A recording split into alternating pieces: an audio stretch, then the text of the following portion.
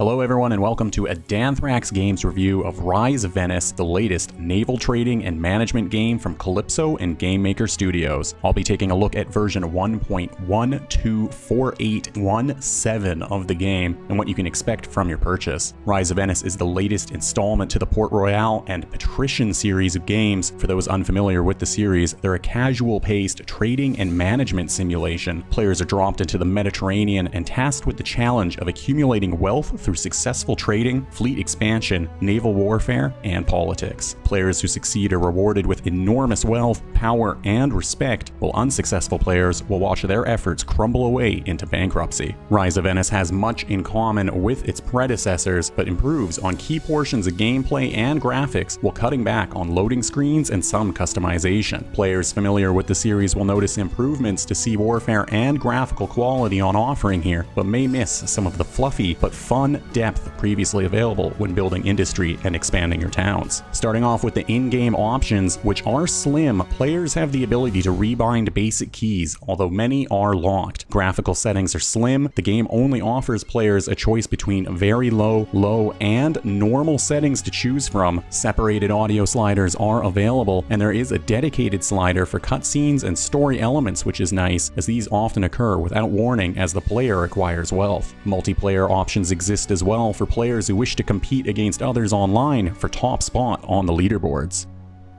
Gameplay will be immediately familiar to any veteran of the series. You begin the game with little to your name, a small, simple ship, a minor inheritance of money to get started, and little respect outside of your hometown. At the start, players will travel from port to port, buying goods at production points and selling them at ports where the commodities are more valuable. As wealth is acquired, you build and purchase additional ships, create and manage additional convoys, refine trade routes, and eventually building businesses and industry chains requiring you to manage a production line, staff, and warehousing, as well as earning the respect of the cities you're interacting with and growing your family legacy. Along the way, you'll face challenges from rivals to your country, family, and organized gangs of pirates mercilessly hunting your convoys in an attempt to loot your hard-earned booty. Players can choose to automatically resolve combat or engage in full manual control of naval battles, even attacking ports controlled by your competition, creating blockades, and other tactics to bring your foes to their knees. I wasn't a big fan of naval battles in the previous entries into the series, typically choosing to auto-resolve conflicts rather than engage manually. I'm happy to say naval battles have been drastically improved for Rise of Venice. Sea battles take practice to get the hang of, and the AI will control the ships you're not actively moving, causing them to behave differently than you may desire. But manual sea battles are fun to oversee, and player-controlled ships respond appropriately to your controls. My biggest struggle with the naval battles is choosing when to zoom in and tilt the camera for a beautiful view of the combat taking place compared to zooming out for a more strategic view. The developers could greatly enhance their next title by offering a battle replay feature, allowing you to rewind and watch battles in their full glory. Trade routes have been improved as well, and are much easier to understand than in previous titles. You can hold your mouse over most icons when designing your route to get a quick explanation of what you're looking at. It can still be daunting at first, and a tutorial within the game explaining how to develop a strong trade route would go a long way for new players. But the lack of explanation does reward players who take the time to figure it out with a sense of accomplishment. The game has dropped some customization when it comes to developing business within cities, at least aesthetically. In previous titles, you could enter a town and view the layout of town, even placing businesses amongst the terrain however you'd like as you built. This gave players an extra level of role-playing depth, as you could build up a district or place your businesses next to the competition to set the tone. Although the placement of buildings sadly had no effect on their efficiency, it let players build the world the way they imagined. In Rise of Venice, the city hall and warehouse screens replace this, allowing players to build from a list of acceptable options and get a quick overview of how many they have and their output. This removes frequent loading screens hopping between towns and is likely the reason behind the change. But the way buildings are split across two screens, combined with the removal of manual placement, felt quite clinical to me, although still entirely functional.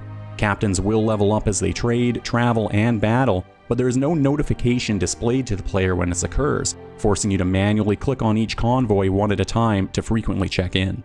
Overall gameplay is very similar to earlier titles. Once you get to know the values of each commodity, trading becomes very straightforward, while the rule of buy low, sell high will get you decent results. Mastering the locations of each resource's development and fostering your own businesses within those key cities to get resources for cheap will provide massive results. At a point, money can come pouring in so quickly, lazy players can abandon defending their fleets, allowing pirates to attack whenever without losing any significant portion of their income.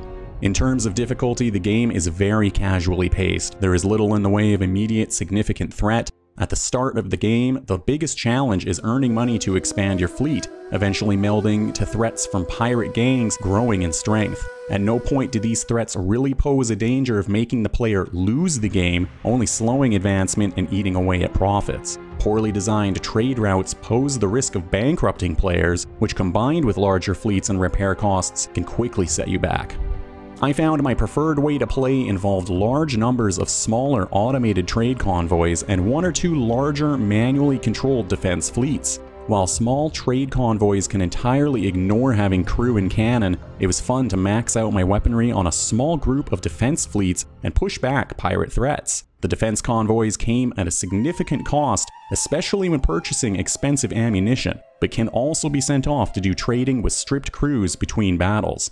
Overall, Rise of Venice is a faithful follow-up to the Port Royale and Patrician series of games. For any follower of the series, the game will be easy to pick up while providing a graphical upgrade and improved combat. If you've enjoyed previous entries in the series, you'll get the same from Rise of Venice. The only con is the removal of placeable businesses, but the trade-off is you will spend much less time at loading screens. I really love to see a replay feature added to the naval combat. Now that sea battles have been fine-tuned into a real treat, I'd love to take the next step and be able to bask in the glory afterwards. The core gameplay remains unchanged, and players familiar with the series will find some reused assets, especially among the trade goods list. The game has a casual pace and can be paused freely, so players looking for an intense challenge may not get drawn in. The core challenge of the game comes in the form of refinement, fine-tuning trade routes, and managing production chains to maximize profits. If that's appealing to you, you'll find lots of fun in combination with pretty naval battles. I hope you've enjoyed my review of Rise of Venice. Thanks for watching, and if you found it helpful, consider tossing me a like and subscribe. See you next time.